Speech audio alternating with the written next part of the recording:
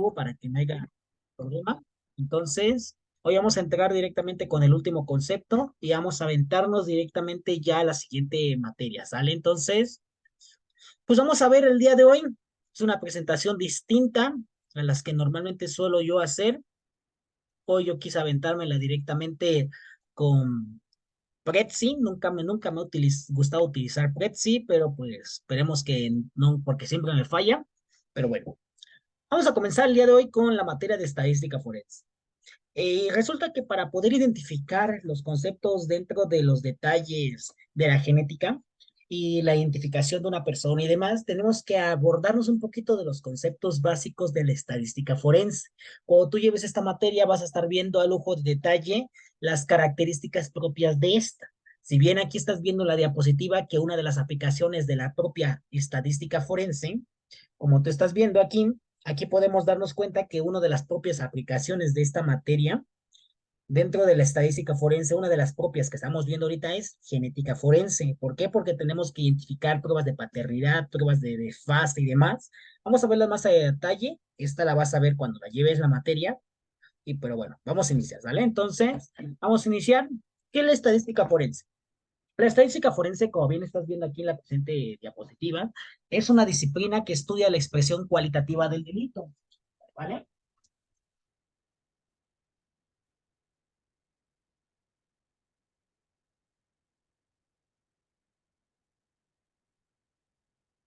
Permíteme tantito, Jacqueline. Dame un momentito y ahorita seguimos, permíteme tantito.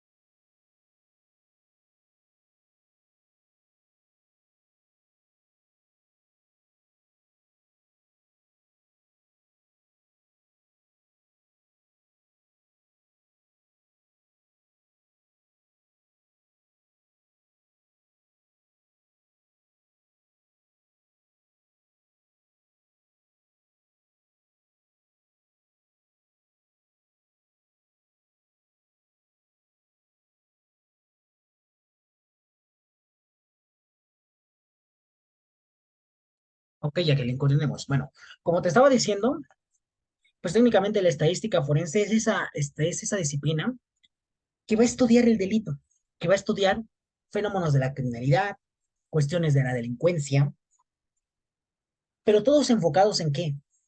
En cálculos numéricos. Estos cálculos numéricos son los cuales nosotros por el cual tenemos que estudiar un poco de matemáticas, ¿vale? Entonces, vamos a seguir para saber cómo es que se aplica esto. Principalmente, la estadística forense se va a aplicar directamente en casos de criminología. Sin embargo, van a haber algunos casos en los cuales no se va a aplicar en criminología. Hemos visto que la criminología, posiblemente tú llevaste la materia de criminología con el maestro Juan Manuel, o todavía no la llevas, o la vas a llevar en próximas materias, pero la criminología, como aquí bien dice, es ese instrumento, esa disciplina, ese concepto científico que se encarga de estudiar el índice de la delincuencia, el grado de delito, el grado de crimen, criminalidad y demás, y cómo ocurre en diferentes sectores. Por ejemplo, no es lo mismo que ocurra un secuestro ahorita al que ocurra un homicidio. Es dependiendo de los factores climáticos. Dentro de la estadística forense, podemos inclusive llegar a hacer una pequeña perfilación para poder identificar cuál es el grado de delito que ocurre a lo mejor directamente cuando hay clima templado, a clima lluvioso o a clima cálido. Dependiendo el factor y dependiendo las características, van a ser aquellos delitos que se van a estar sistematizando. Y es lo que estudia la ciencia, la criminalística, la criminología y en el estudio de la identidad de una persona. Si queremos adentrarnos directamente dentro del enfoque de la propia estadística, tenemos que sustentar cómo es que va a ser esos factores del tiempo, cómo van a ser esos factores de la pérdida del periodo de la situación. Y ahí es donde tenemos que abordar la importancia. Sin esa estadística forense, nosotros no pudiéramos identificar, no pudiéramos indagar y no pudiéramos relacionar fenómenos con el porqué de las cosas. Si bien ahorita sabemos que tenemos la genética que nos da pruebas de paternidad, que nos dan pruebas cuestionantes directamente de factores moleculares y demás, resulta que la propia estadística nos va a decir cómo es que se encontraban los delitos, para que nosotros podamos hacer una indagatoria del pasado y saber si ese delito corresponde o no corresponde a ese proceso o a ese fenómeno. Es por el cual nosotros tenemos que estudiar un poco de estadística. ¿Sale? Entonces, aquí estamos viendo la importancia, pero para poder entender esta importancia, tenemos que conocer la relación lógica de la ciencia forense o de la criminalística con la presente matemáticas y o síntesis estadísticas. Dentro de esta, pues tenemos que acordarnos que las preguntas de la criminalística son qué, cómo, cuándo, dónde, por qué, por quién y con qué son las principales, las 7 preguntas de oro de la criminalística.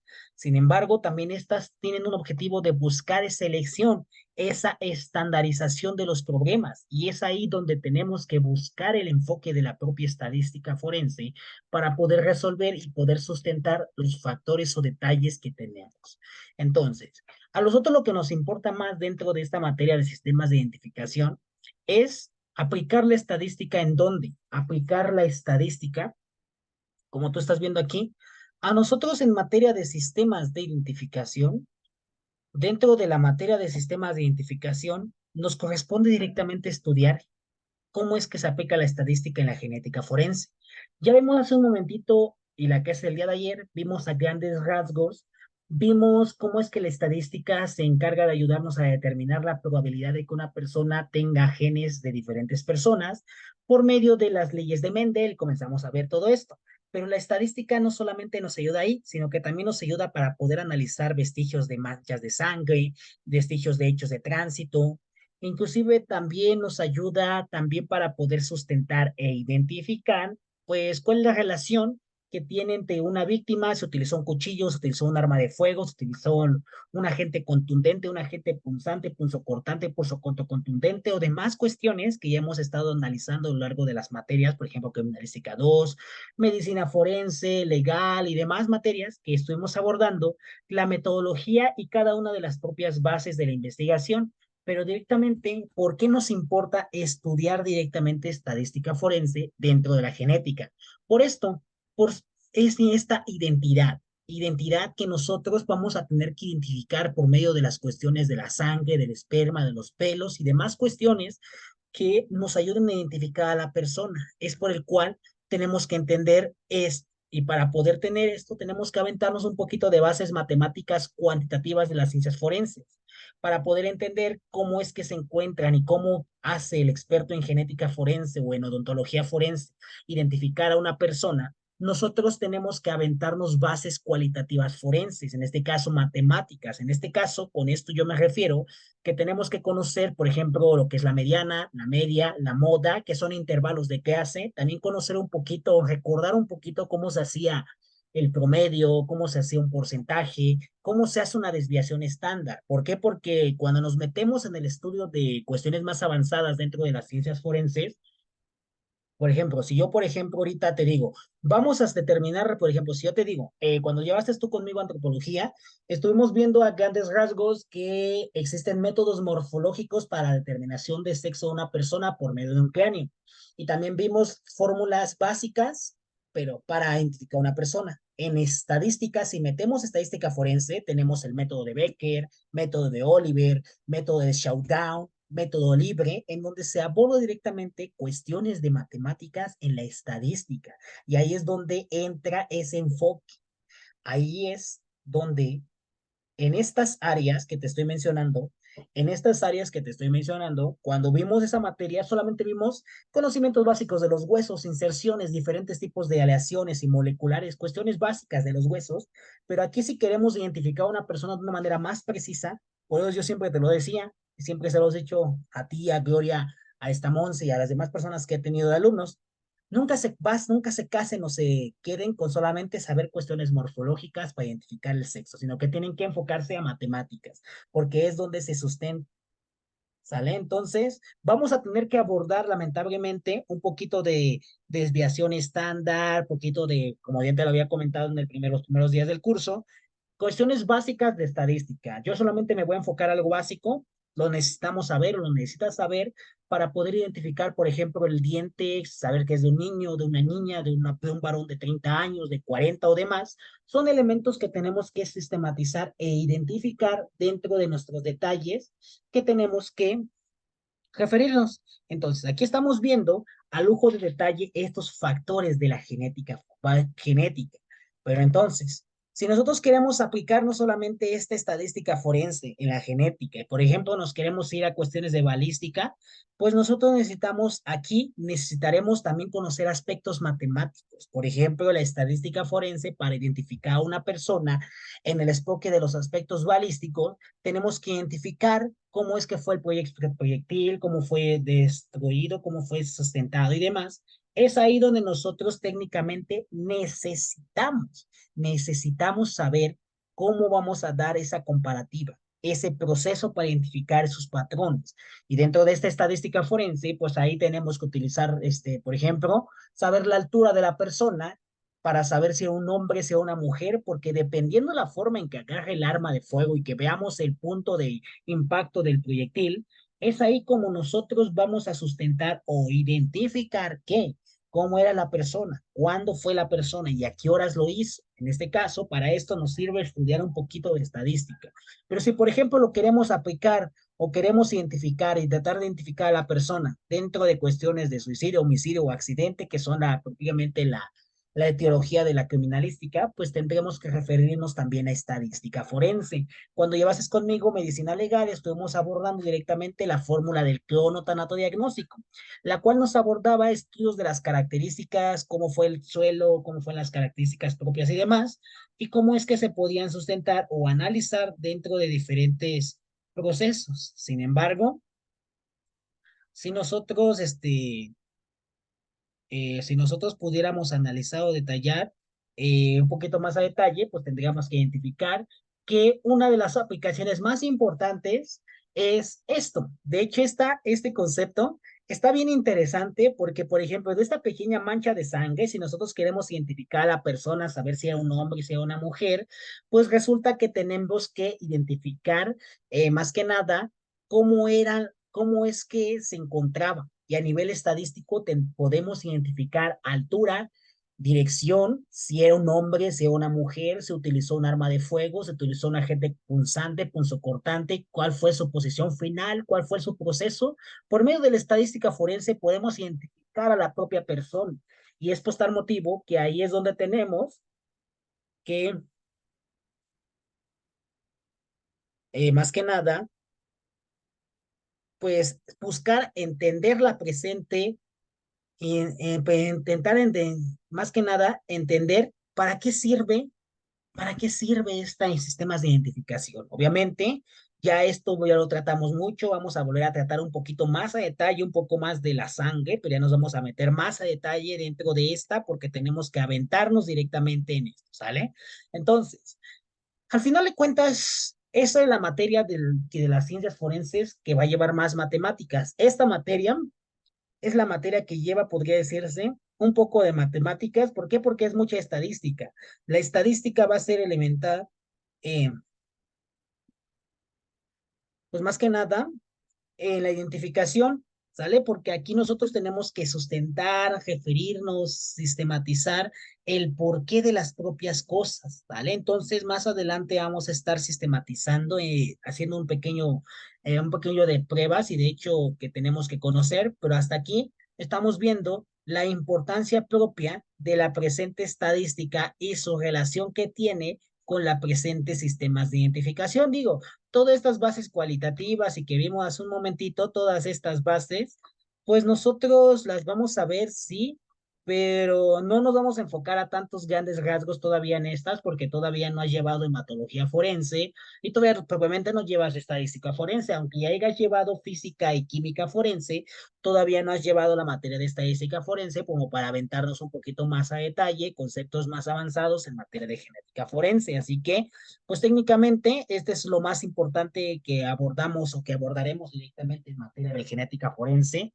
Pero sin embargo, te estoy dando una pequeña entradita que, por ejemplo, si yo quiero determinar un poquito más a detalle pruebas de paternidad o hacerlos matemáticamente, pues vamos a necesitar un poquito de bases cualitativas y cuantitativas, ¿vale? Obviamente, hasta el momento, solamente lo básico, posteriores materias, vamos a estar viendo más a detalle cada una de estos elementos que estamos aquí sistematizando, abordando, pero esto es lo más básico, ¿sale? Entonces, ¿dudas o comentarios, Jacqueline, sobre esto?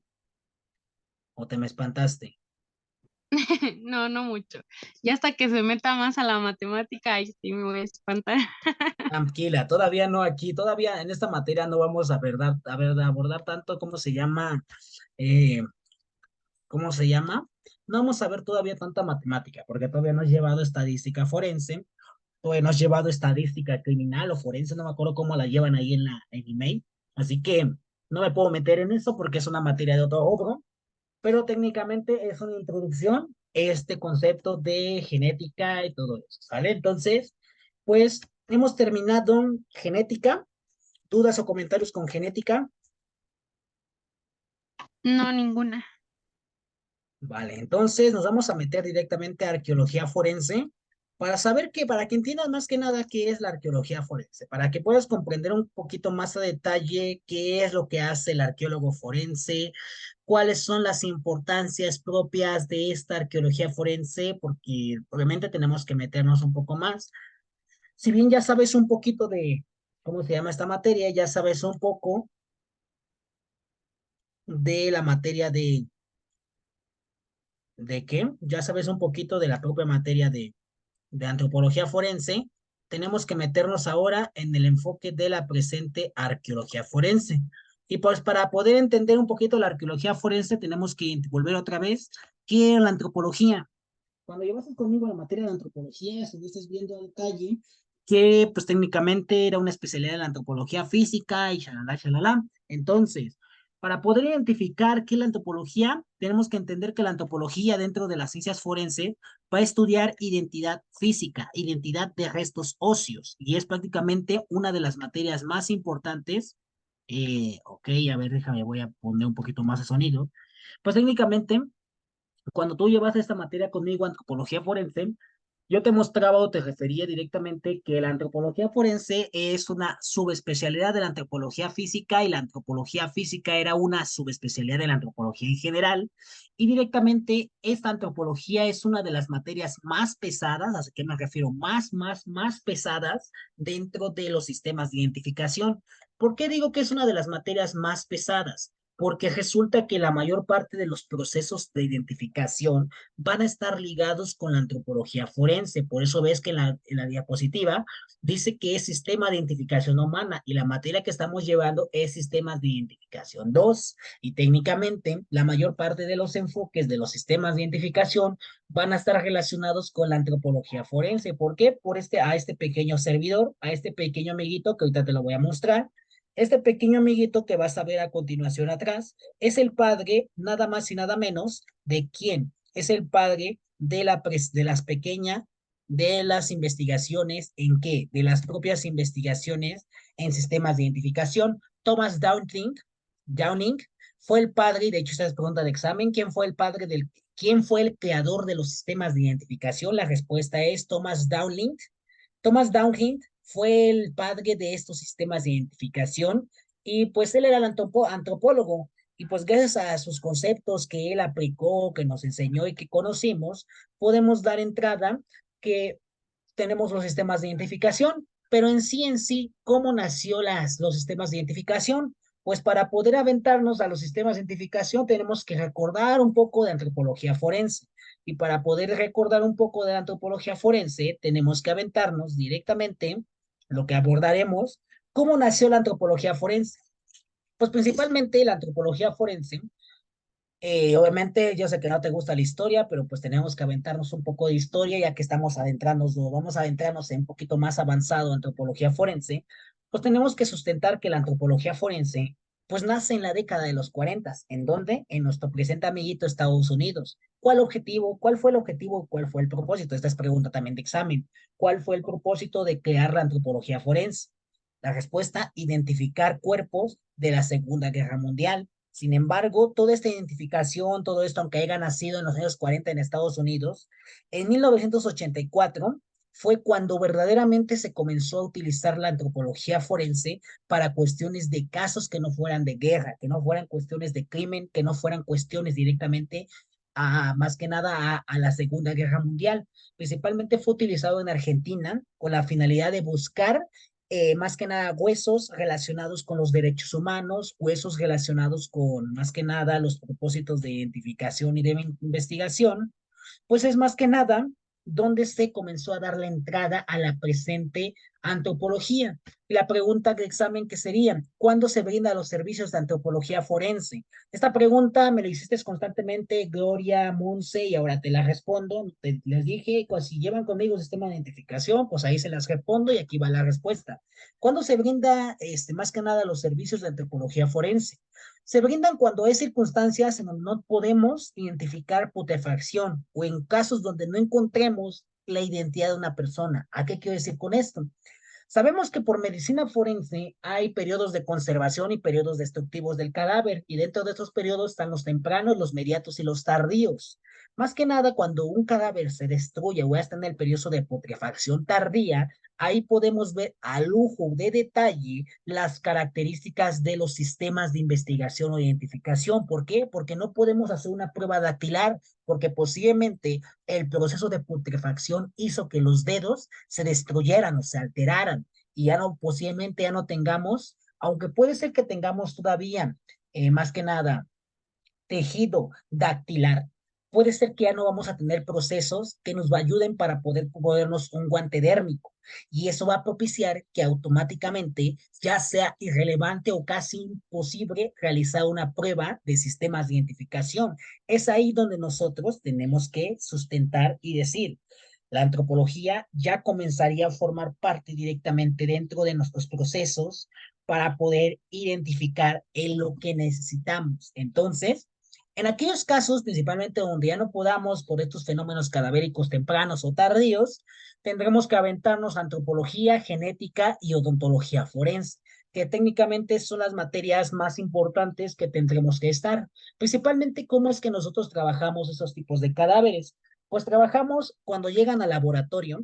Nosotros vamos a trabajar con cadáveres que se encuentran ya en descomposición muy avanzada, por ejemplo, en saponificación, en el proceso coricuativo o de coloración, donde está hinchado ya el cuerpo, cuando, por ejemplo, tenemos situaciones de momificación, putrefacción, o cuando ya tenemos esqueletos, o sea, que ya están esqueletados y ya se encuentran en procesos de osamentosis, ¿sale? Entonces, vamos a ver un poquito o recordar un poco cuáles eran estos procesos para que más o menos se te refresque la memoria, porque obviamente te los voy a evaluar en el examen.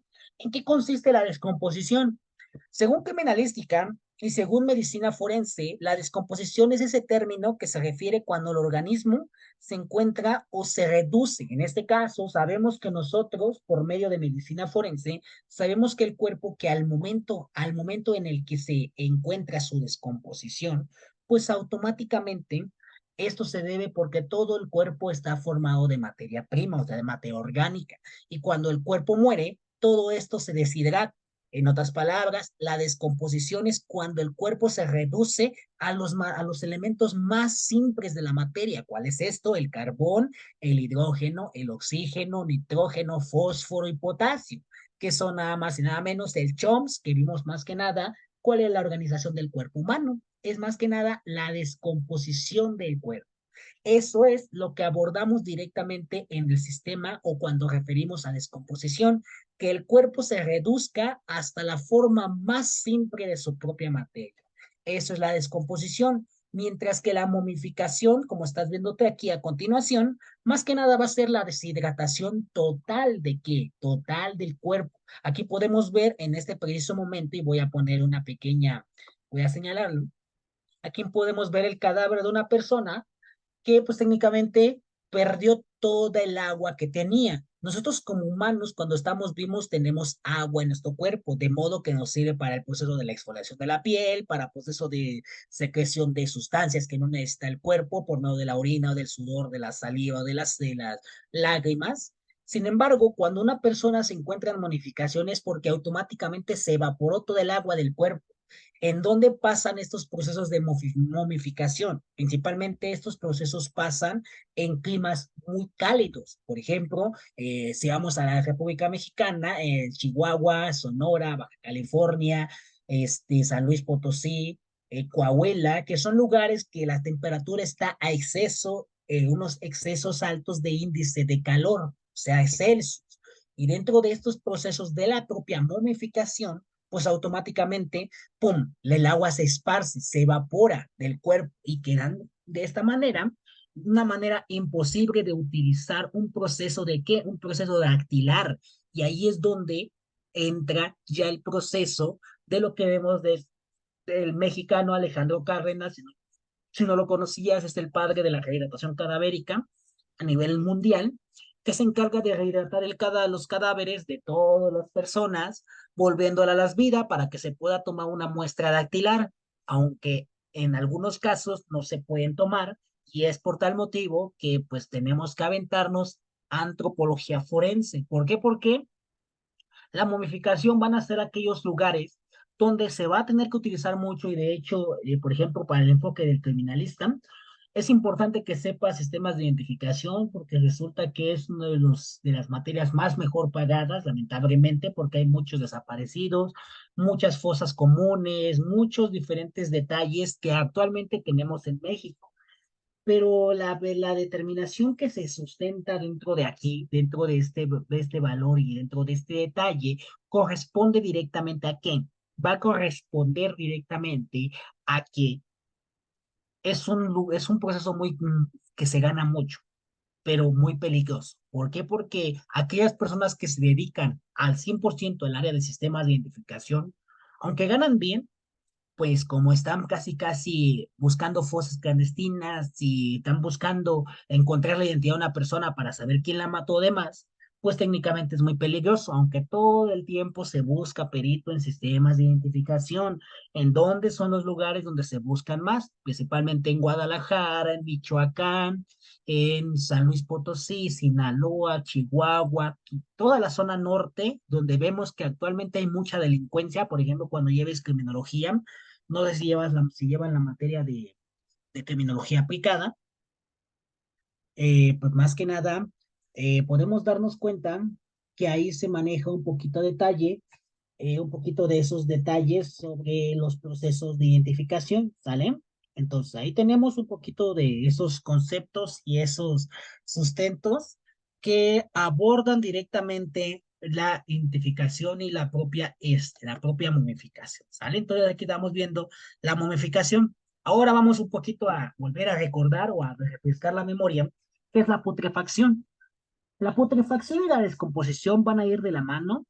¿Por qué? Porque mientras las descomposiciones llegar a nada más y nada menos a la materia prima, a su estado, más que nada el cuerpo, a su materia prima más básica, la putrefacción va a ser la transformación de esa materia prima, o sea, materia orgánica, en producto de qué, en producto que sea, pum, que se descomponga automáticamente. Por ejemplo, cuando hiciste lo del experimento de las patitas, que los dejaste en agua, que lo dejaste al aire libre y que lo dejaste abajo en un lugar oculto, pues pudiste ver al ojo de detalle el proceso de putrefacción. Ese proceso de putrefacción es el proceso de la materia prima, donde la materia orgánica se muere y todo ese proceso donde cambia de color, que se hincha o demás, va a ser el proceso por bacterias anaeróbicas. esas bacterias anaeróbicas, que más que nada que no respiran aire, pero sí respiran más que nada ese dióxido de carbono, que es lo que se encarga de expulsar los cuerpos o cualquier cosa que esté podrida,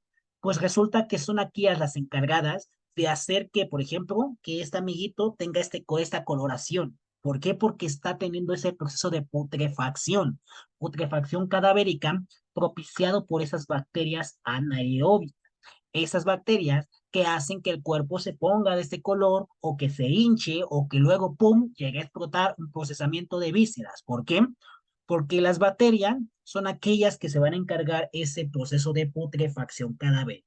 Ahí tenemos eso. Y lo que nos importa más, la propia, los propios factores de los esqueletos o las osamentas. Lamentablemente este concepto no se debería decir osamentas, sino que se debería decir ahora esqueletos, solamente huesos, pero pues tenemos que el proceso de los huesos es el conjunto final de los detalles de una investigación, el proceso más simple de un detalle de antropología y de arqueología que debemos identificar. ¿Por qué? Porque para llegar a un hueso, para llegar a todo esto, pasamos por el periodo de descomposición y luego putrefacción. El proceso de esqueletización o del proceso de esqueletado de osamenta es el último proceso de una descomposición cadavérica. En este caso, los huesos tardan aproximadamente para que todo el proceso, para que llegues a huesos, tarda aproximadamente de 1 año a 2 años y medio para que se puedan encontrar todo el proceso de putrefacción desaparezca y solamente queden los huesos. ¿Por qué no desaparecen los huesos? Porque son minerales. Los minerales como el calcio tardan aproximadamente de 25 a 56 años en que desaparezcan automáticamente. Entonces, por tal motivo, cuando nosotros nos encontramos unos esqueletos, un fragmento o algo por el estilo, hay que saber identificarlo. ¿Por qué? Porque, como bien dice la presente diapositiva, los esqueletos o la osamenta es el conjunto de huesos que van a componer a un esqueleto. Pero para poder identificar todos esos detalles y todos estos sistemas, tenemos que saber cuál es la propia etapa de la antropología forense y dónde se mete directamente la arqueología forense. Pues para poder identificar todo esto, pues tenemos que referirnos otra vez aquí a la antropología social. Cuando vimos antropología directamente en la metodología para identificación de restos óseos y de cadáveres, estuvimos viendo que la antropología tenía ese enfoque de carácter social. El carácter social se refiere directamente a qué? Se va a referir directamente a esos factores de cómo se encuentra la persona o cuáles son estos sustentos de identificación, sustentos que estaremos abordando otra vez para que se pueda entender esos conceptos, ¿vale? Entonces, la antropología social se encarga de saber cómo era la víctima, saber y recolectar esa información que nos puede ayudar para saber más que nada la cultura, qué comía, cuándo comía, si hacía ejercicio, si comía grasa, si no lo comía. ¿Por qué? Porque dependiendo de los factores que se tengan, nos van a ayudar para poder identificar o para poder dar la identidad a la persona. Es por tal motivo que cuando comenzamos a hacer un estudio arqueológico o antropológico, primeramente se tiene que comenzar a buscar quién era y saber qué comía, qué no comía, porque eso va a depender mucho para saber mucho quién es la persona. Y a lo que nos vamos actualmente directamente en este enfoque de sistemas de identificación, la arqueología. ¿Qué es la arqueología forense? La arqueología forense aplica técnicas para saber buscar o para saber encontrar nada más y nada menos una fosa clandestina. Esta fosa clandestina nos va a ayudar a determinar si los cadáveres estaban, a lo mejor enterrados de una forma diferente, si a lo mejor la arena, la grava o demás se encontraban o propiciaron que más que nada el sedimento alterara el resto óseo o que la posición del cadáver no fuera lo mismo, en este caso los restos óseos.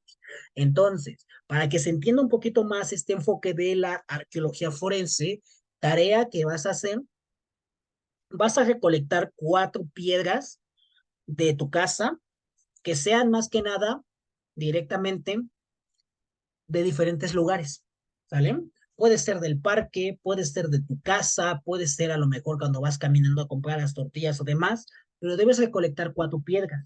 Después de que recolectes estos tipos de piedras, debes de tomarle foto, en este caso con Google Lens, y decirme, ahí Google Lens te va a decir qué tipo de piedra y qué tipo de mineral es. ¿Sale? Entonces, esa tarea, pues para la siguiente semana, para el próximo miércoles, te voy a pedir que recolectes, y una vez te lo voy a poner ahorita en Classroom, que recolectes 4 tipos de piedras, le vas a tomar foto y me vas a buscar las características de estas piedras. ¿Por qué? Porque luego te voy a pedir que recolectes de 4 lugares diferentes 4 tipos de, más que más nada, de sedimentos. ¿Qué quiero decir luego? ¿Qué quiero decir con sedimentos? Arena o tierra.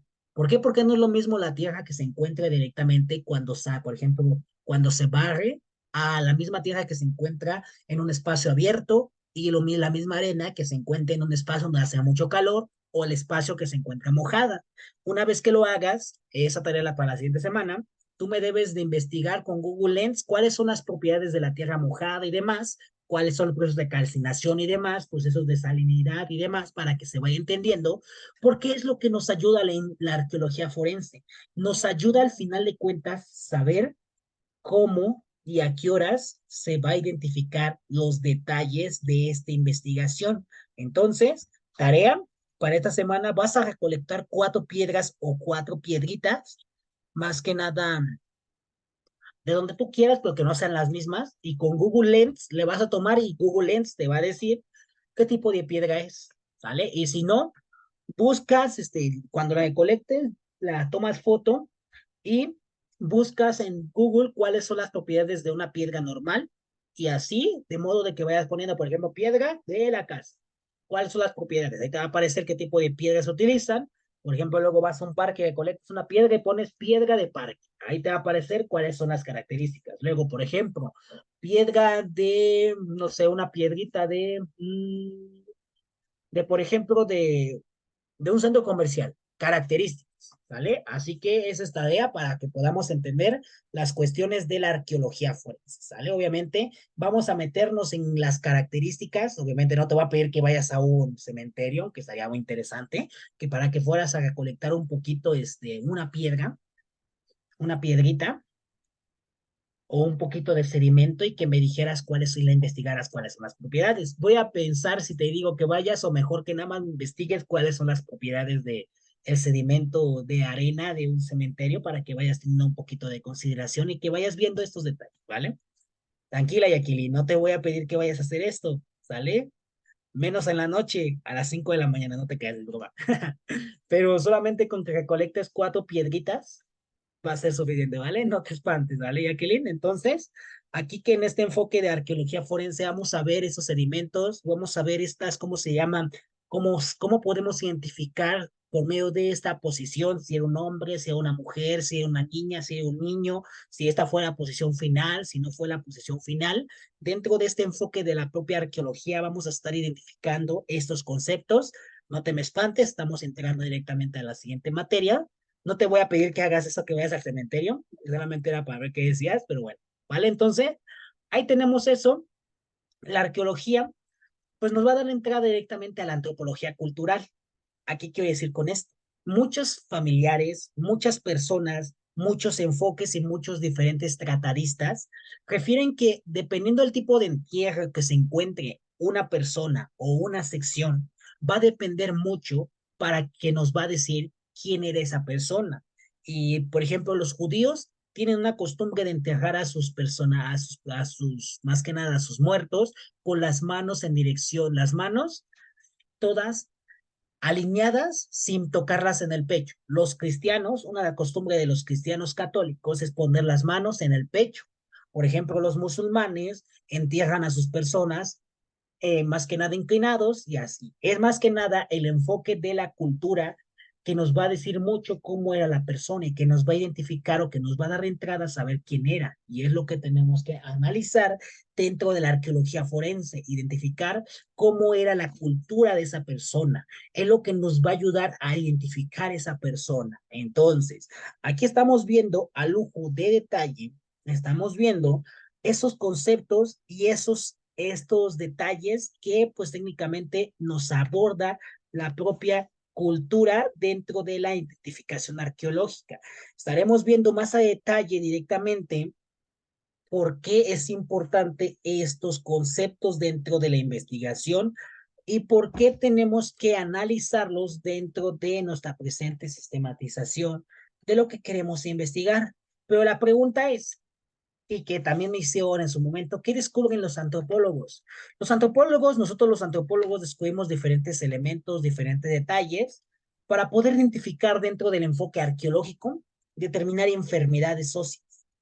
Dentro ya meternos de enfoque de arqueología y dentro de estos detalles, nosotros vamos a tener que aventarnos un poquito más estos conceptos dentro de arqueología.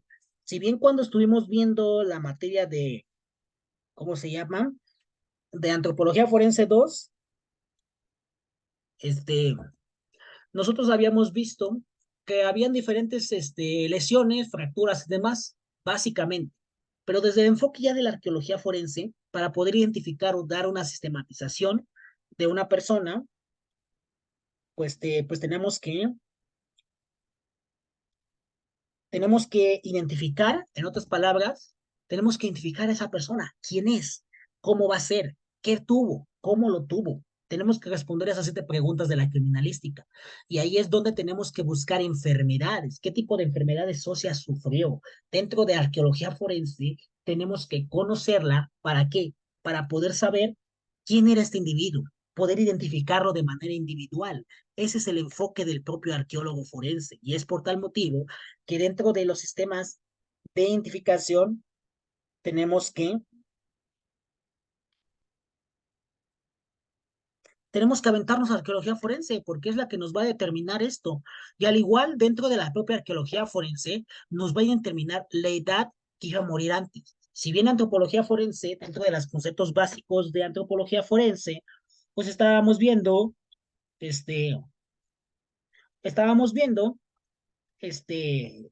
más que nada, estábamos viendo que en la antropología forense solamente sabemos cómo murió y a qué edad tenía. Pero aquí, directamente con las técnicas bioarqueológicas, podemos hacer un aproximado más exacto para poder identificar por esos sistemas de identificación. Entonces, tenemos que aventarnos directamente, más que nada, más que nada, pues directamente tenemos que aventarnos qué técnicas, cómo es que se va a encontrar, cómo es que se va a referir esos detalles que necesitamos para buscar esa identidad de esa persona.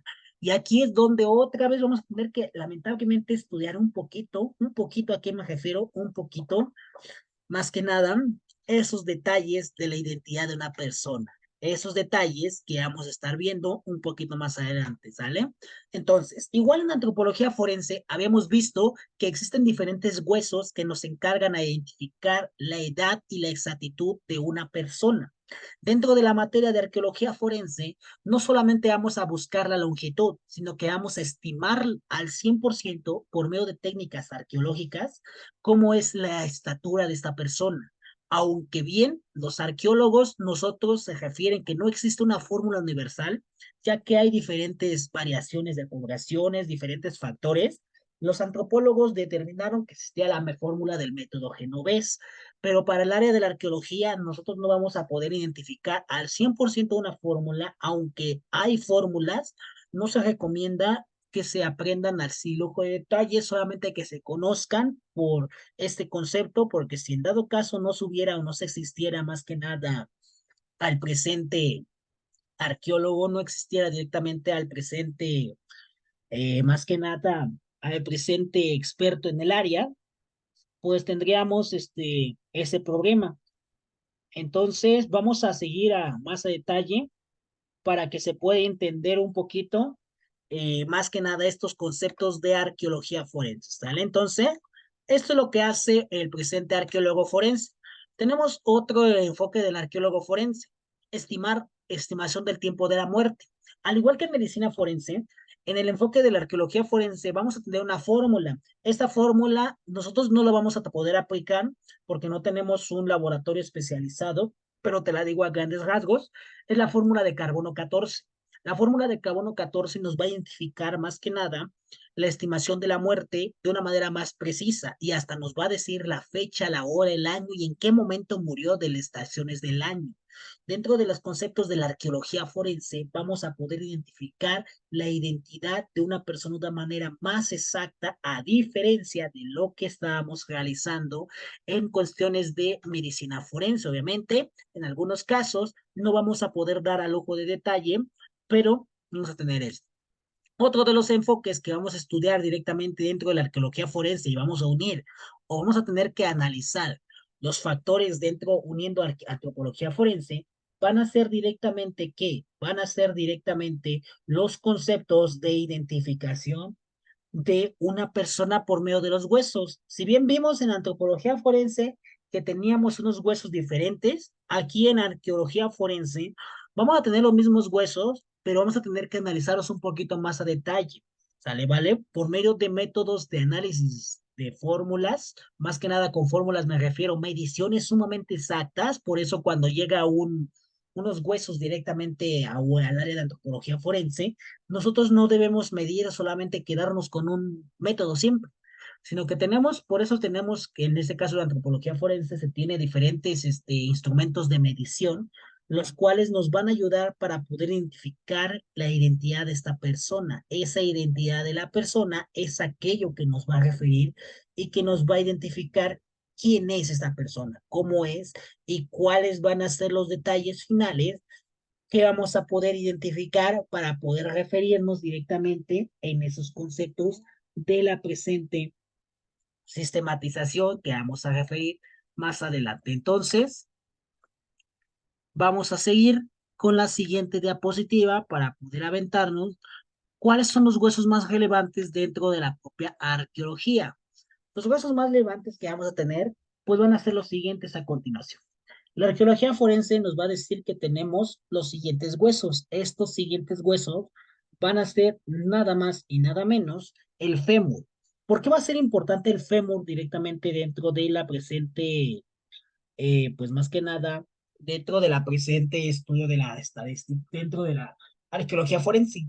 Porque resulta que el propio fémur se va a referir directamente a los conceptos de qué va a ser el hueso más largo del cuerpo, el hueso más grande y largo. Y esta porción nos va a ayudar a identificar inclusivemente si es un hombre o es una mujer. Un hombre tiene más grande, más fuerte este hueso. Una mujer va a tener un poquito más ancho esta parte, pero no va a tener tanta fuerza en esto.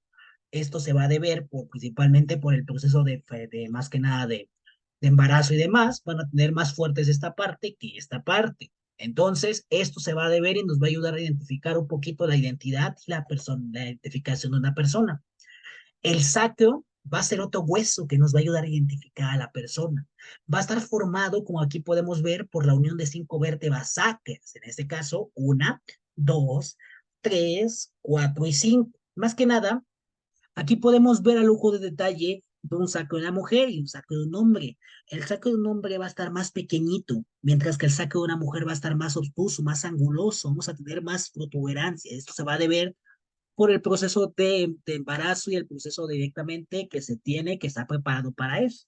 Podemos ver que van a haber más huesos, pero principalmente otro hueso que vamos a tener que analizar o recordar va a ser directamente el proceso de la propia pelvis. En la pelvis vamos a encontrarnos que va a ser más que nada estos elementos que van a ser los huesos coxales, el sacro y el coxis, que tenemos aquí a continuación, que va a ser otro hueso que nos va a ayudar a identificar a la persona, a la identidad de esa persona y cómo es esa persona. Aquí tenemos, por ejemplo, otro enfoque que nos da la entrada directamente al estudio también de arqueología forense, que es el arte forense. El arte forense es una técnica que también va a partir directamente de la arqueología forense y que va a tener como objetivo estudiar la persona y por medio de técnicas artísticas en plastilina vamos a tener que identificar quién era esta persona, cómo era esta persona, los rasgos generales de esta, el tipo de cabello, el tipo de boca, el tipo de nariz, los ojos, diferentes protuberancias y prominencias. En este caso que tenemos un ejemplo de un modelo en plastilina de Karen Price y aquí tenemos una foto de la persona de Karen Price. Podemos darnos cuenta que más que nada estos son los detalles que nos ayudaron. Pero ahora bien, ya que estamos hablando de esta pequeña señorita que es Karen Price, Vamos a ver un poquito cómo es que la arqueología forense y directamente el estudio de la antropología y los sistemas de identificación dan entrada a este enfoque. Esta persona, si quieren más adelante investigar quién era, a grandes rasgos fue una persona que, donde se utilizó por primera vez los sistemas de identificación. ¿Cuál fue el objetivo? ¿Cómo pasó la persona? Aquí vamos a ver su pequeño enfoque. Breve historia de Karen. Más que nada, esta persona tenía 15 años de edad, fue asesinada entre la semana del 1 al 8 de agosto y en el 81. Resulta que cuando encontraron los restos, fueron encontrados por carpinteros que estaban descargando un hoyo en un jardín. No se sabe todavía el motivo, pero el motivo más particular es que la persona la mataron por drogas, por influencia de drogas y por un coraje de relaciones sexuales. En este caso, esta persona no quiso entregarse y pues la mataron. Más que nada, ¿cómo es que ayudó los sistemas de identificación forense? Como solamente teníamos restos óseos, como estamos viendo en la diapositiva anterior, pues resulta que los peritos se encargaron de ayudarnos directamente por medio de ortodoncia forense. En este caso, por medio de odontología forense, que vamos a ver más adelante, odontología forense. Encontraron una raíz. Esta raíz, por medio de una prueba genética, pudieron encontrar más que nada a quién era la persona. Y por medio de esta raíz, y en el momento que analizaron los dientes, la descoloración rosa, que es el signo, es un signo que es el signo de los dientes amarillos, los dientes rosados. Cuando nos encontramos estos dientes de color rosado, se va a deber una estrangulación y automáticamente por medio del odontólogo forense o por medio de la ortodoncia forense, ya podemos identificar directamente quién era la persona. Posteriormente, por medio de técnicas arqueológicas y odontológicas, la doctora Sakira Exmorin de la Universidad de Cambridge estimó la fecha en que se enterró el cuerpo. Es otro concepto que nos ayuda por medio de la arqueología forense, por medio ya de técnicas especializadas de laboratorio, podemos identificar en qué año se enterró, por medio de los signos que estamos viendo aquí, saber en cómo fue el método, en este caso estrangulación, y al momento que analizamos por medio de antropología forense las características del cráneo, poder identificar cuál era la cultura, de dónde era nativa y de dónde era, en este caso, por medio de este proceso analítico dentro de la arqueología forense, podemos identificar que la persona que fue era de Europa o fue nativa de América. Va a depender mucho las características y, pues más que nada, gracias a esta persona, con todos los conocimientos, Richard Nate de la Universidad de Manchester, pues creó por medio del arte forense una cara de plasticidad de Karen. Es al final de cuentas por el cual la arqueología forense nos va a servir mucho para poder identificar o para poder más dar detalle de quién era esta persona. Vamos a seguir directamente ahora a seguir con la siguiente. ¿Cómo se encuentran los asesinos? ¿Cómo es que se pudo encontrar directamente a los asesinos? Pues resulta que la propia arqueología estamos viendo que tiene un enfoque de antropología cultural. Prácticamente la antropología, una de las subespecialidades de la antropología es la arqueología. Y la arqueología estudia la cultura, no solamente estudia restos óseos, no solamente encuentra, pues más que nada, no solamente encuentra esos detalles directamente de lo que estamos viendo, sino que también se encarga de estudiar cómo era la cultura. Y para esto, pues se encontró a los asesinos. ¿En qué año fue? En el 90. Podemos ver que Idris y Yamos conocieron a la joven y tuvieron amistad y demás, y pudieron darse cuenta que ella trabajaba como prostituta, porque aquí ya se encuentra, ya comenzaron a hacer un estudio de perfil criminológico. Yo no sé cuándo, si ya llevaste criminología, pero cuando lleves criminología, vas a ver a detalle lo que es un perfil criminológico, cómo se crean, cuáles son las variables que se tienen que hacer para poder analizar o identificar estos procesos de la identidad de una persona. Entonces, aquí se puede ver a lujo de detalle cómo las técnicas de arqueología nos dieron la entrada para saber quién era la persona. En este caso, aquí podemos ver que la arqueología, por medio de técnicas de saber de una entrevista y de análisis de dónde análisis, perdón, de dónde se encontraba la persona, se puede identificar que la persona era una persona que se encontraba en donde, que se encontraba trabajando de medio prostituto. Hay que saber también de prostituta. Hay que saber también por qué llegó ahí. Ahí es donde también, por medio de los conceptos de arqueología, igual se puede requerir el apoyo ya de quién, de un psicólogo forense. ¿Para qué? Para que se pueda analizar o hacer autopsia psicológica y reconstruir los hechos de los últimos días de esta persona. Y todo por el simple medio de lo básico de la presente antropología, arqueología forense. ¿Sale? Entonces, ahí podemos darnos cuenta cómo es que la propia arqueología forense, pues más que nada estudia estos conceptos y cómo es que se puede dar la propia metodología.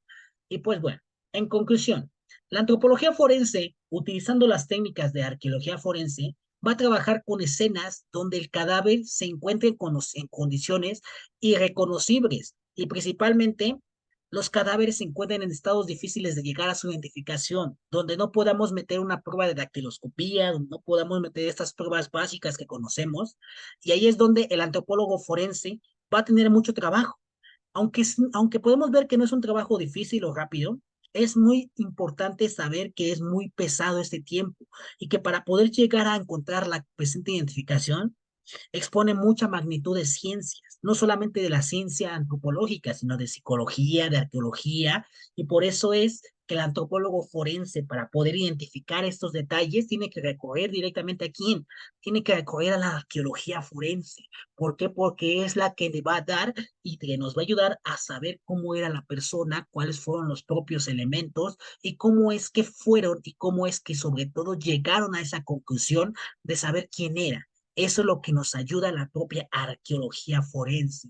Y bueno, pues técnicamente, inclusive te puedo decir que acabamos de terminar el presente módulo de arqueología. No sé si tengas alguna duda directamente con arqueología, preguntas, te me espantaste, te doy la cabeza.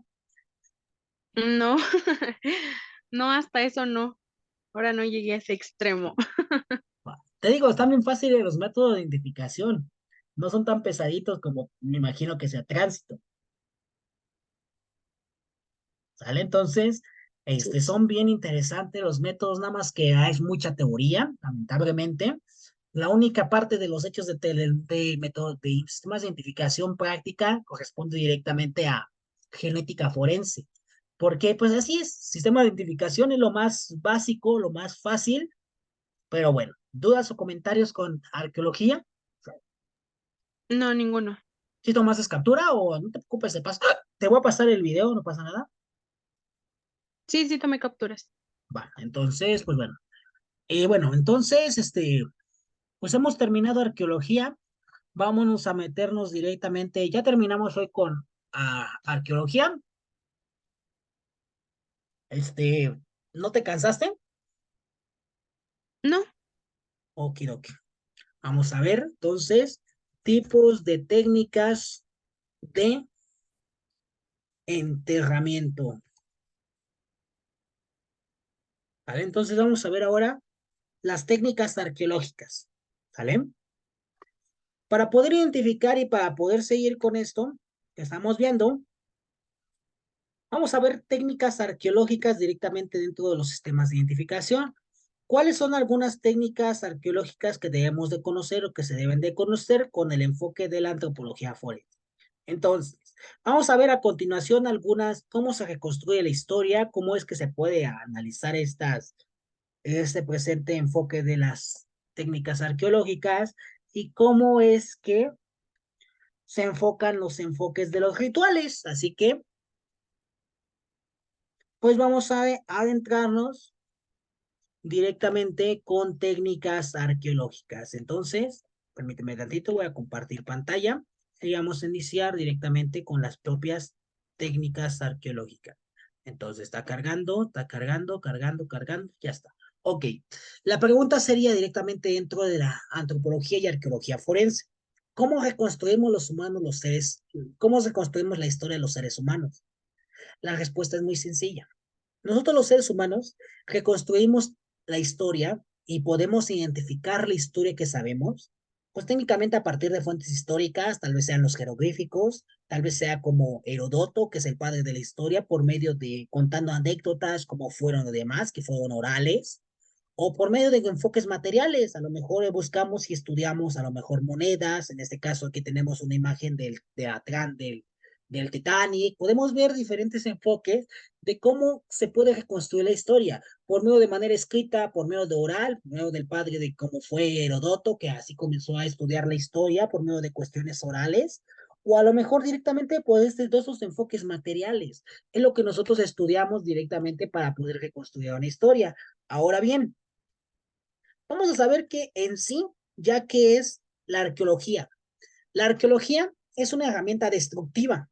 En otras palabras, si nosotros queremos analizar o identificar a la persona, quién es la persona y cómo es la persona, nosotros tenemos que destruir, tenemos que recuperar, tenemos que escribir y estudiar de manera identificativa los sistemas de investigación. Y para poder identificar, tenemos diferentes tipos de arqueología: la prehistórica, la clásica, medieval, industrial, contemporánea, etnoarqueológica, paleontológica y paleobotánica. Cada una de estas enfoques arqueológicos tiene sus propias técnicas, tienen sus propias metodologías. Sin embargo, aquí es donde entra la importancia para el antropólogo forense. ¿Por qué? Porque un yacimiento arqueológico resulta que es un lugar, como estás viendo en la diapositiva, en donde quedan restos materiales. Y ahí es importante que nosotros identifiquemos como criminalistas. Si llegamos a un lugar y nos dicen es de que encontramos un cadáver, pero comenzamos a encontrar más. Por eso también es importante conocer un poquito de historia, porque puede ser que a lo mejor el lugar donde nosotros nos hayan recordando un cadáver o unos restos óseos no sean restos óseos como tal, sino que sean yacimientos arqueológicos, a lo mejor de una cultura olmeca, zapoteca, y que a la vez esté ahí que también un enterramiento de una fosa clandestina.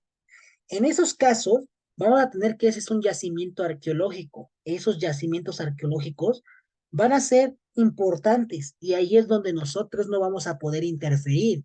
¿Por qué? Porque vamos a tener un problema. Por eso es importante que nosotros analicemos o identifiquemos qué tipo de yacimiento es.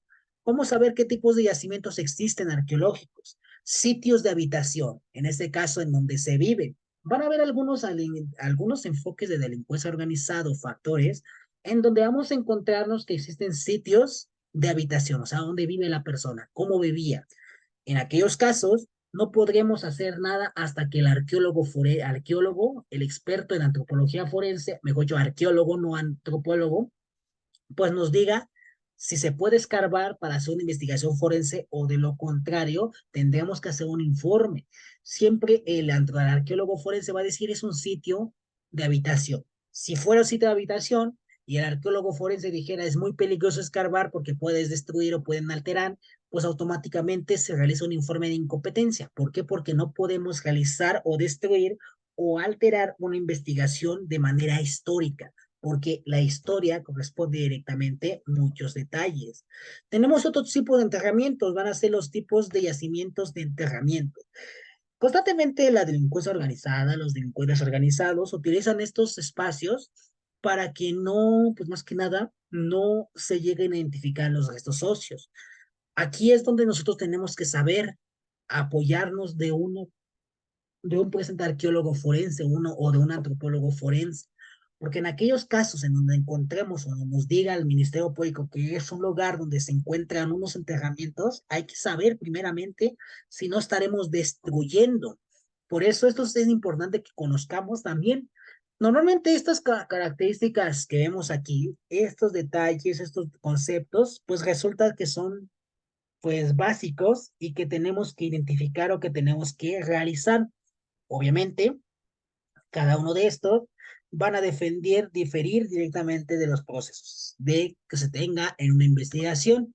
Obviamente hay que apoyarnos directamente de un presente tipo de arqueólogo. Tenemos otro tipo de yacimientos, los rituales o ceremoniales. Tenemos, por ejemplo, que estos yacimientos ritualistas o ceremoniales, podemos tener que el Stonehenge, que vemos de Inglaterra, es un presente tipo yacimiento arqueológico o ritual ceremonial. Por ejemplo, la cueva de la Isla Squaw, que fue una de las cuevas donde tenemos enfoques prehistóricos y pinturas rupestres, pues es un ritual o un enfoque de manera ceremonial.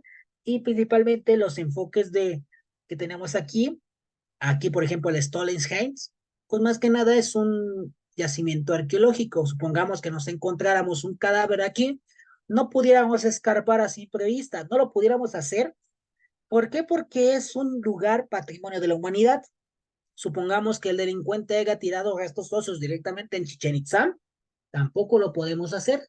¿Por qué? Porque es un yacimiento patrimonio de la humanidad y obviamente no se podrá hacer y se sabe por conceptos básicos y por conceptos de noticias que muchos delincuentes utilizan estos lugares para meter a sus presentes víctimas.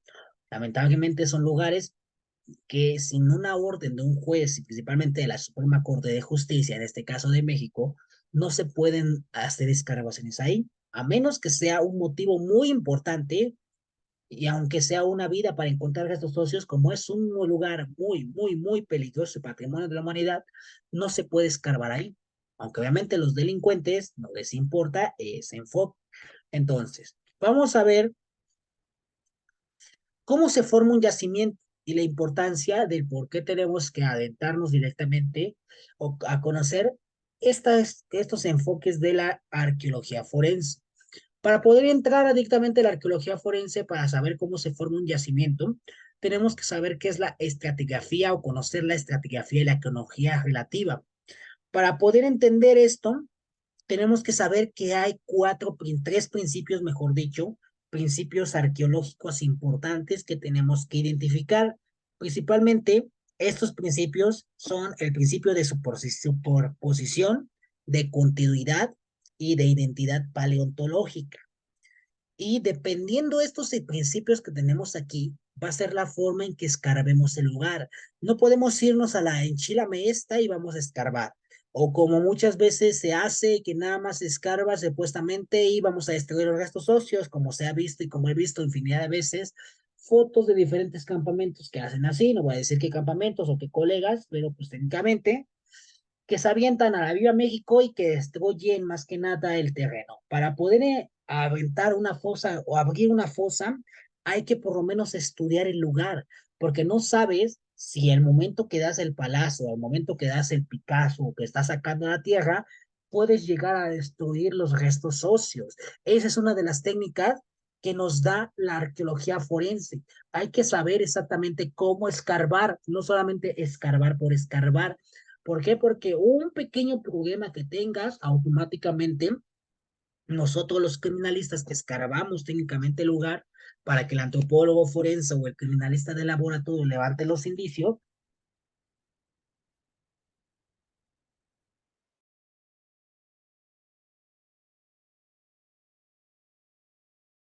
pues tengamos que, al final de cuentas, identificar cómo es ese lugar. Entonces, son los tres principios de la arqueología, según el enfoque de la estratigrafía. Vamos a ver qué es la prospección arqueológica. Las fases de una excavación arqueológica son las siguientes, ¿salen? ¿Cuáles son las fases? Tenemos la primera, que se conoce como la prospección arqueológica. La prospección arqueológica es nada más y menos inspeccionar sin excavar la ubicación del yacimiento y su cronología. Es importante que nosotros, antes de que escarbemos, antes de que hagamos cualquier tipo de cosa, hagamos la prospección arqueológica. No es bonito ir a un lugar y a una práctica solamente decir, vamos a escarbar aquí por escarbar, sin haber hecho una prospección arqueológica. Por eso es importante estudiar el terreno. Y por esto te estoy pidiendo que vayas y saques que tres tipos de piedritas, porque es importante saber qué tipo de terreno y a quién nos vamos a enfrentar en el lugar. Ese es el labor del criminalista. Principalmente, tenemos que excavar el lugar y tenemos que saber qué técnica vamos a utilizar. Obviamente, tenemos que fotografiar el terreno, analizarlo, estudiar y esta pequeña palabrita que tú estás viendo aquí, la vas a tener que anexar con las piedritas que te estoy diciendo, porque la próxima clase vamos a analizar o estudiar toponimia, ¿sale? Entonces, toponimia va a ser importante que investigues qué consiste. Te voy a activar en plataforma en Classroom un espacio para que subas qué es eso de la toponimia y para que puedas, al igual que podamos seguir más a detalle con esto, porque esto que estamos viendo vamos a entrar a geología forense y geología forense y luego odontología forense y de acabamos, más que nada, sistemas de identificación. Técnicamente, sistemas de identificación 2 está muy sencillo, o sea, ¿qué quiero decir con muy sencillo? Está fácil, no creo que sea tan pesadito. Así que vamos a seguir con eso. Aquí podemos ver que la fase de la prospección arqueológica, aquí tenemos ese estudio y ese viaje exploratorio, y dentro de ese viaje exploratorio vamos a tener una prospección intensiva, donde para poder hacer esa toponimia vamos a tener que hacer pequeños sondeos, una muestra sistemática y una prospección geofísica. Esta prospección geofísica, estos detalles analíticos, pues vamos a tener que identificarlos para poder hacer de una manera coherente y correcta todos los detalles de una investigación.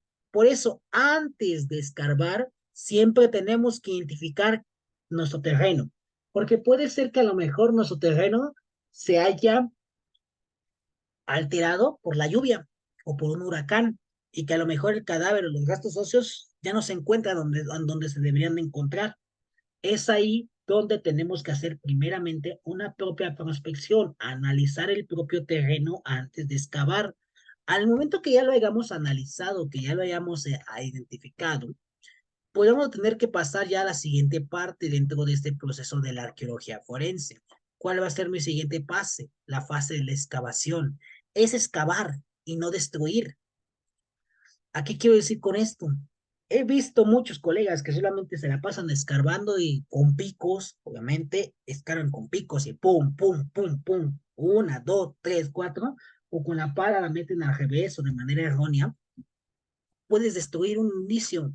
Hay que tener de manera tranquila y no hacerlo tan bruscamente. Para esto, si utilizamos pala, utilizamos palitas, utilizamos diferentes técnicas, pero hay que saber en dónde vas a escarbar, porque no sabes bien cuál puede ser la profundidad. Obviamente, para esto tenemos que nosotros hacer una cuadrícula que nos va a servir para poder saber cómo vamos a excavar. Entonces, estos procesos del excavamiento podemos ver que así va a ser cómo debemos de excavar. Cuando nosotros hemos elegido cómo excavar, tenemos que montar una cuadrícula para recoger datos materiales. Es lo que debemos hacer. No podemos hacernos a la Viva México escarbar. Y he visto, y así te lo digo, que muchos colegas, muchos personajes, muchas personas automáticamente se avientan a escarbar, solamente acordonan y automáticamente se les olvida que tienen que hacer una cuadrícula. Eso está mal. ¿Por qué? Porque en esta, si no metemos una cuadrícula, automáticamente podemos tener un detalle final. Entonces, esta cuadrícula, nosotros tenemos que tenerla, dividirla en 12 partes, ¿no es cierto? En 15 partes. ¿Por qué? Porque estas 15 partes son donde se van a encontrar el cadáver o donde se puede encontrar, teniendo en consideración que la C, donde se encuentra esto y esto, van a ser los 4 lugares que podemos identificar o que podríamos designar para poder identificar el lugar. Entonces, siempre vamos a excavar siempre en superficie, sin hacer un estrato en la superficie. ¿Qué quiero decir con esto? No debemos solamente aventarnos a la Vía México a escarbar, lo que te estoy diciendo, sino que tenemos que tener una metodología propia para evitar escarbar de una manera muy profunda. Siempre tenemos que excavar de una manera muy pequeña, como bien dice la diapositiva. Excavamos siempre en superficie, sin el estrato, o sea, sin hacer agujeros, o sea, excavamos poco, sacamos poco la tierra, poco a poco, y luego con una varilla T ponemos y comenzamos a pegar diferentes estacas, de modo que esta cuadrilla que estamos haciendo aquí, que tenemos aquí atrás, en un momentito te la voy a mostrar otra vez, de modo que esta pequeña cuadrilla que tenemos acá, nosotros la podamos poner. A ver, espérame tantito, creo que no quiere. Mm, Está cargando, cargando, cargando, cargando. Ok. Esta cuadrilla nosotros la debemos hacer siempre. No debemos solamente acordonar, sino que debemos, una vez que tenemos que poner un hilo cáñamo y en cada uno de estos puntos poner una estaca. Lo mismo que aquí, poner varias estacas para que podamos hacer la cuadrilla. Luego poner una cinta amarilla y comenzar a poner diferentes tipos de ¿cómo se llama esto? Diferentes tipos de hilo que nos van a servir para poder identificar la presente cuadrilla que vamos a poder identificar para poder seguir y para poder realizar la presente excavación.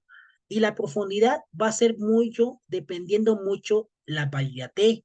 Esa profundidad, nosotros en algunos casos vamos a tener que medirla por un láser, pero en el caso que no tengamos láser, tendremos que utilizar una variedad T. Nosotros podemos medirla porque necesitamos saber hacia dónde y hacia qué profundidad tendremos. En este caso tenemos este láser, pero en algunos casos que no tengamos este láser vamos a tener que utilizar una varilla T que nos va a servir para poder identificar esos conceptos. Obviamente, ¿cómo vamos a registrar el material? Esta fecha que tenemos aquí es la ficha que debemos de hacer nosotros o que deberíamos de tener impresa para poder determinar cómo se encontraba y el número de elementos. ¿En qué coordenadas? Obviamente tenemos que utilizar un poquito de coordenadas en matemáticas para saber en dónde podemos escarbar, no solamente aventarnos a la Viva México, hay que saber analizar la presente nomenclatura para poder identificar en dónde estará nuestro cadáver. Entonces, una vez que hayamos puesto esto, con dibujo, o sea, con un papel milimetrado, en este caso los papeles milimétricos, hojas milimétricas, tendremos que hacer toda esta estructura. De modo de que una vez que ya encontremos, comenzamos a hacer nuestra técnica de sondeo para poder identificar dónde se encuentra una prominencia, donde veamos que está más bajo el nivel, donde esté más bajo el nivel de tierra, ahí es donde sospecharemos que se encuentra un cadáver. En este caso, donde sospechemos que hay un nivel o un desnivel de la tierra, vamos a poner una X. Y si pues, supongamos que aquí todo esto está dividido en cuadrantes por medio de la técnica que estamos utilizando, ¿en qué cuadrante vamos a encontrar directamente el cadáver? En el cuadrante 2A. ¿Qué quiere decir con 2A? Aquí tenemos A, mejor dicho 2B. ¿Por qué? Porque aquí tenemos el cuadrante 2B, en este caso es A, en este caso es B y en este caso es C, en este caso es, vamos a ponerlo 1 para que no pase nada, aquí vamos a poner B, tenemos 1B, tenemos 1, 2, 3 y 4. En este caso, el cadáver se encontraba directamente en el cuadrado, sí, era 2B, perdón. Se va a encontrar aquí, porque es 1, 2, 2B. ¿Vale? Entonces, aquí tenemos que el cadáver se encontraba directamente aquí. Pero para que se entienda más, un poquito más detalladamente esto, voy a compartirte un video y ya con esto acabaríamos la clase del día de hoy. Entonces, permíteme tantito, te voy a compartir en este momentito un video para que más o menos se vaya entendiendo más que nada esto, cómo se le hace la técnica de prospección y cómo se hacen estas técnicas directamente. ¿Qué necesitamos saber para poder hacer para poder excavar bien? Entonces, vamos a ver técnicas de prospección.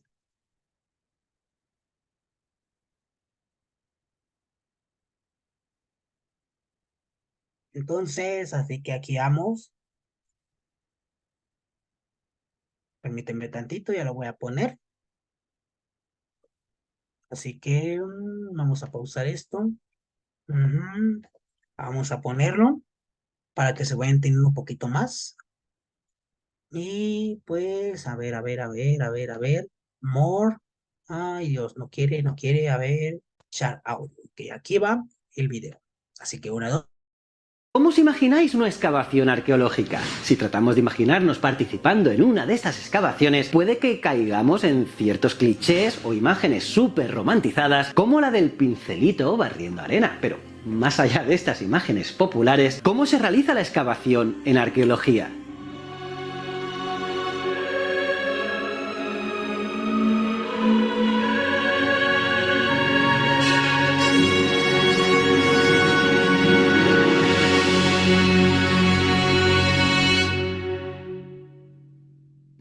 Posiblemente la imagen que tenemos de una excavación arqueológica, influenciada por el cine y la televisión, esté bastante sesgada. En esta visión, los arqueólogos retiran arena con la ayuda de pinceles para poder extraer los artefactos de interés. Esta visión tan simplificada y sesgada de la arqueología de campo sugiere que la única información que recuperamos de los yacimientos está en el propio objeto recuperado y que con la brocha o el pincel nos deshacemos de nuestro obstáculo, la arena o tierra que ha mantenido a este objeto bajo tierra durante cientos o miles de años. Sin embargo, esto dignificaría que el objetivo de la arqueología es la mera recuperación de objetos antiguos y en realidad la arqueología es mucho más. Para poder conocer las culturas del pasado a través de estos yacimientos debemos entender cómo se han formado, no solo extraer los artefactos sin más.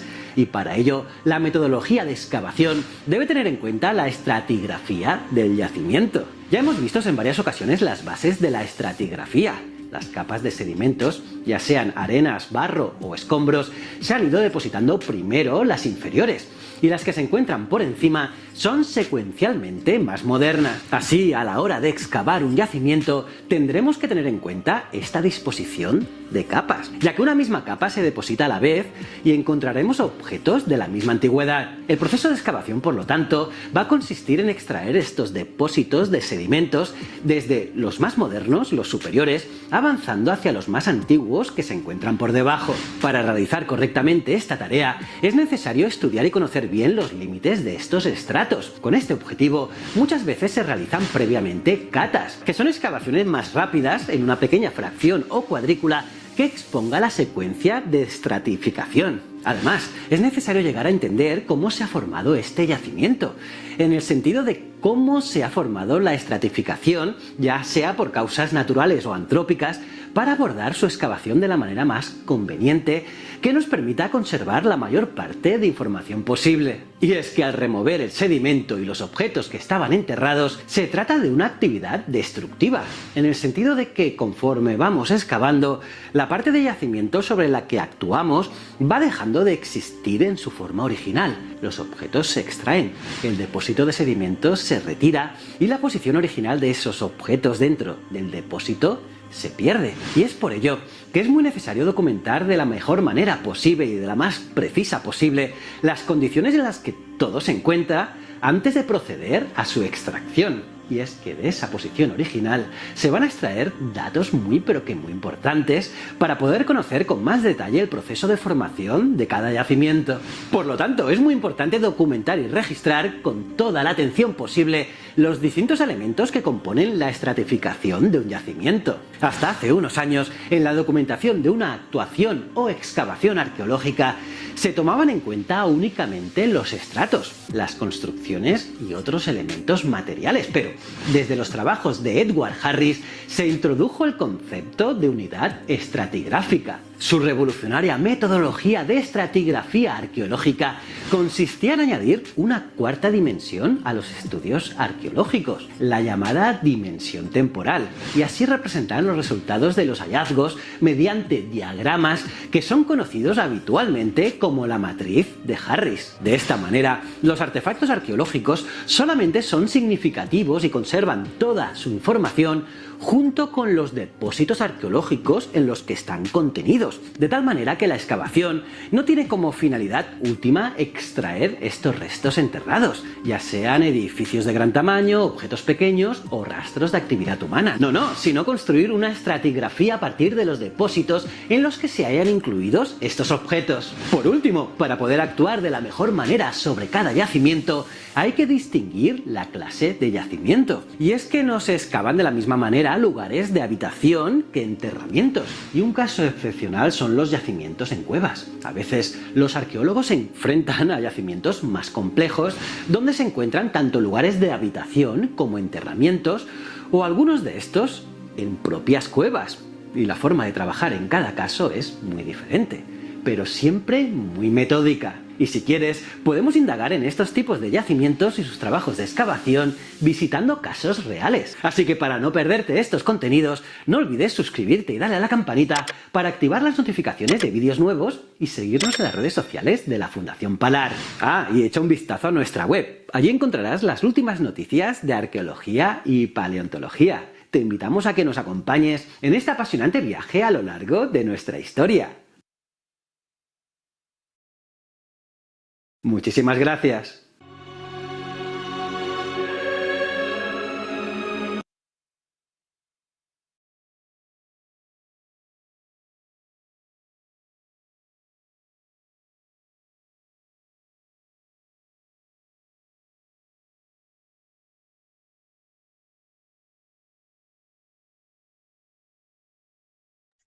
Ok, Jacqueline.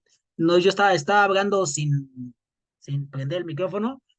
Vamos a ver ahora otro video donde vas a ver a detalle la importancia ahora de la arqueología forense, ¿vale? Así que te voy a ponerlo, ya que estamos viendo arqueología Hola a todos y bienvenidos a un nuevo vídeo de la Fundación Palar. Como sabéis, la arqueología es una disciplina que se dedica a estudiar el pasado humano a través de los restos materiales que las culturas dejaron a su paso.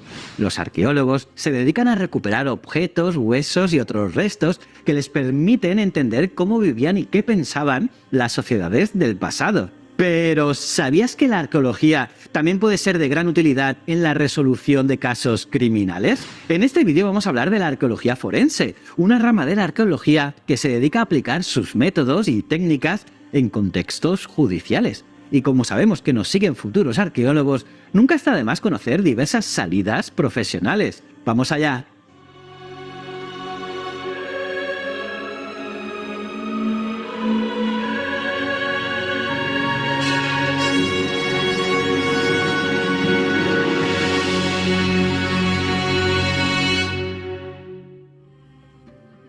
La arqueología forense es una rama de la arqueología que se dedica a aplicar sus métodos y técnicas en contextos judiciales. Esta disciplina se enfoca en casos de muertes violentas o presuntos asesinatos y está estrechamente relacionada con la antropología forense.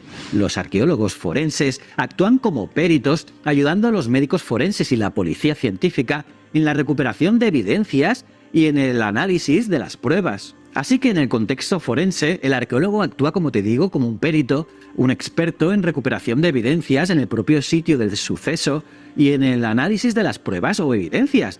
Y los arqueólogos trabajan en tres líneas principales: recuperación de evidencias en el sitio del suceso, análisis de las evidencias asociadas como ropa u objetos y revisión de los antecedentes judiciales. Y además pueden ayudar a los psicólogos forenses en la interpretación de la conducta tal y como se evidencia en el lugar de los hechos o el hallazgo. En el sitio del suceso, los arqueólogos forenses se encargan de buscar y recuperar cualquier evidencia que pueda ayudar a resolver el caso. Y esto puede incluir huesos, objetos, tierra o cualquier otra cosa que pueda ser relevante. Y claro, la forma en que se recuperan las evidencias es clave, ya que cualquier error puede comprometer su valor como prueba. Por esta razón, los arqueólogos forenses se toman su tiempo para hacerlo correctamente.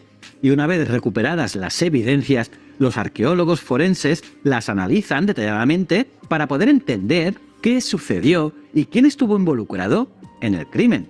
Y esto puede incluir la identificación de armas, el estudio de marcas en los huesos y el análisis de la posición en la que se encontraron los objetos o los cuerpos.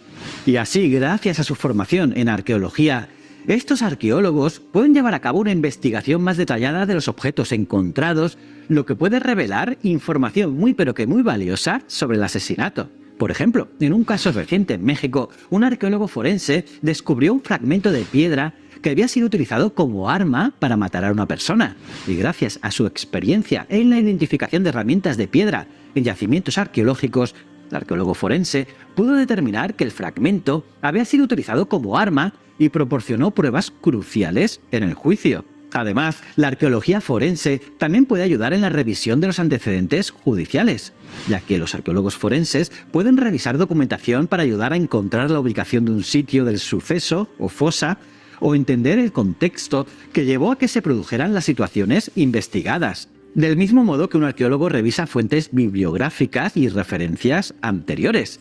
Y aparte de ayudar a resolver crímenes, la arqueología forense también puede ayudar a establecer las características de la personalidad del criminal, ya que con los conocimientos sobre concepciones culturales sobre la muerte, los rituales funerarios y la muerte en contextos rituales que poseen los arqueólogos, pueden arrojar luz a cuándo un criminal es organizado o desorganizado y a sus motivos, tratando de distinguir las prácticas culturales de los desórdenes patológicos.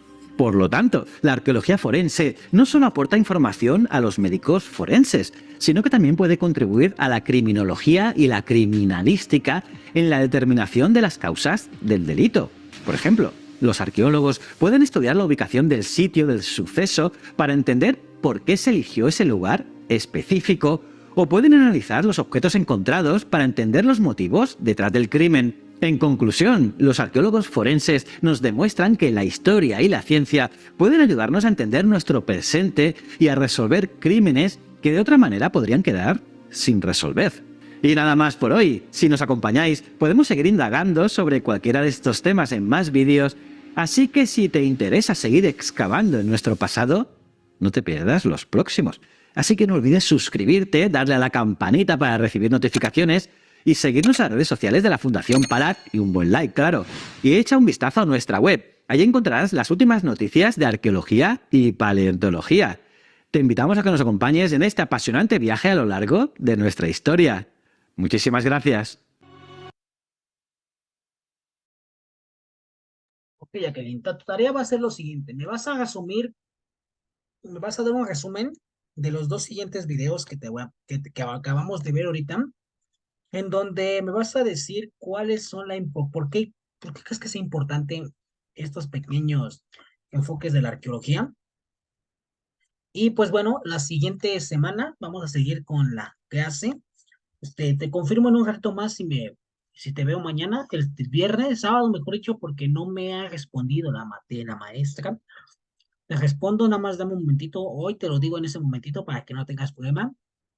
Y ya sabes cuál es su tarea. La próxima semana te la checo. Vamos a verla, a debatirla aquí en clase.